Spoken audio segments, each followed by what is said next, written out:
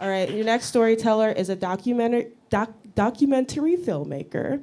And while this is not her first time telling a story, this is her first time telling a story in front of a bunch of people staring at her. So please give it up for Deanna Del Ciello. It's been a long time since you wore your pillbox hat. It's been a long time. I am sitting in the doctor's office, the paper crinkling beneath my legs, as the nurse is going through my personal history with me. Are you still taking the vitamins? Yep, I'm here for the blood work. Wonderful. Do you still have your IUD? Yep, it's still up in there. Great. Are you taking any new medication? Yes, actually, I'm on lamotrigine. She gets this really quizzical face on her look, and she's like, are you seeing a neurologist? No, actually, I'm seeing a psychiatrist. Ooh, yep. I first started taking psychiatric medication October 26, 2018, so just 3 months ago, and that was a super huge step for me. I had been in therapy consistently for 10 months and off and on for the last 3 years, but I had never quite got over that to taking medication yet. And as the nurse is nodding at me with that medically sympathetic face, I'm thinking about everything that led me up to that moment to take my first dose. When I was diagnosed as bipolar type 2 a year ago, almost to the day, actually, it rocked my world in a way that, everything started to make more sense. I started to think about my memories, my behavior, my emotions from a whole new angle, and I was like, yeah, that's right, and I'm really mad about it. I was very angry and had a lot of shame about this diagnosis, but I started treatment right away, and I did all the research I could and saw my therapist consistently twice a month, and Becky is really cool. She taught me a lot of fun things, like here's how you should track your moods, and here's how you can process your emotions, and this is how you reframe your thoughts. And it was going really well, but I still felt like complete shit. I was sleeping every moment I possibly could afford to, or just not at all, depending on where I was in my moods. And I was completely isolating myself from my friends and family. So it was around my birthday in September when I realized that you're an adult. You don't have to feel like shit all the time. So I made an appointment with a psychiatrist, and I went to go see him, and he was like, yeah, medication might be good. So I filled the prescription, and I'm getting ready to take my first dose. And I'm looking down at this really surprisingly small pill in my hand, and then out the window and back down to this, it's very small pill for being so important. And I'm thinking about, this is monumental, this big personal moment for me. So I decided to post about it to Instagram. And I felt really weird about that at first because I don't have a trendy mental health diagnosis. I'm not depressed or have anxiety. I am bipolar. And that's not a diagnosis you hear when people are talking about destigmatizing mental health issues. So I kept it really vague in the Instagram caption because I didn't want people to know that I wasn't part of that cool group. And I got this immediate outpouring of love from all my friends, which was totally wonderful. But here's the thing, though. I hadn't told my family anything at all about what had been going on, and they definitely follow me on social media. I hadn't told my family because despite how close we are, we do not talk about our emotions. We don't call each other up and are like, these are my feelings, and let's work them out together.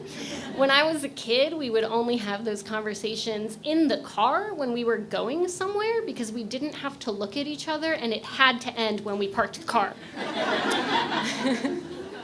So it was just 3 weeks after I made this Instagram post that my parents were coming to visit me, and that trip had been planned for a while, so it wasn't because something's wrong with Deanna, we should go.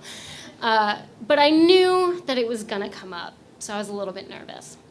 When my parents come to visit me, we go to a winery because we really like wine. And so it's this beautiful Saturday afternoon, and we're sitting there eating delicious wood-fired pizza, and we have a bottle of white wine chilling in front of us and a bottle of red on deck.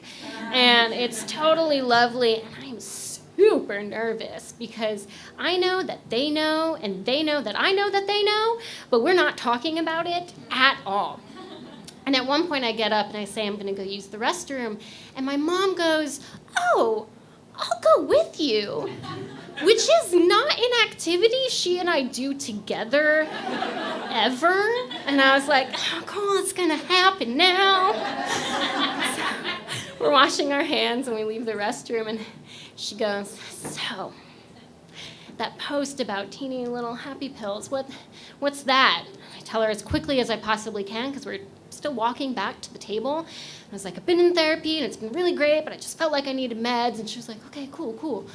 And we sat down at the table and the conversation immediately ends. My dad is there and he's like, "How's it going?" And we're not talking about it at all. I was like, "That's a little weird."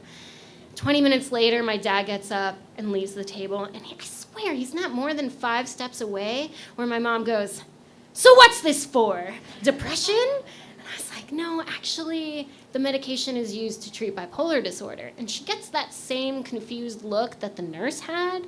She was like, "Are you bipolar?" I was like, "Yes." And I just immediately start crying because, as I said, I was very angry about this diagnosis and had a lot of shame about it. And especially then and still now, working through what that means for who I am and my identity, and how it's not my entire identity and just a very small part of it.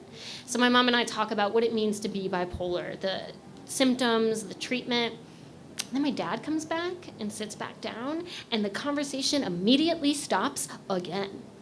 And that's how the entire afternoon goes.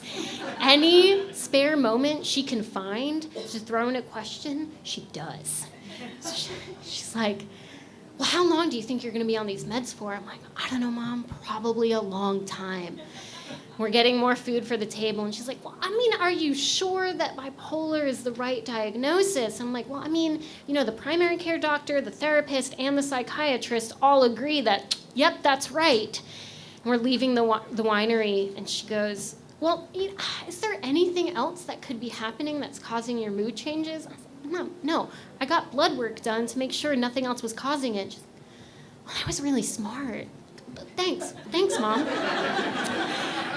And we're at the hotel saying goodbye, my dad already walking back to the room, and she goes, "Well, Deanna, you can always come home no matter what."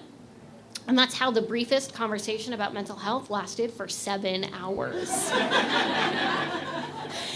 So I continue with the meds and with therapy, and it's going really well. I start to feel good. I don't have to do 6 rounds of mental gymnastics to convince myself that I can move the dishes from the sink into the dishwasher.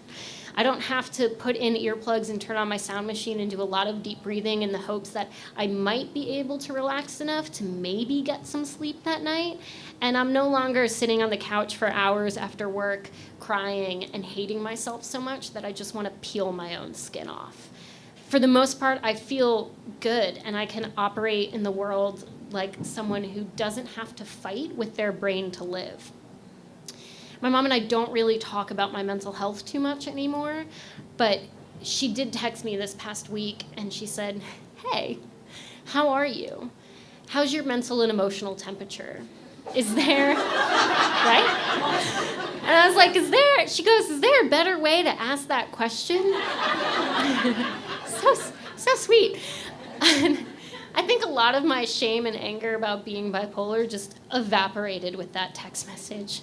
And I told her, I was like, "No, Mom, that was a pretty good way to ask that question." And it made me feel just super loved and like I could always go home no matter what. Thank you.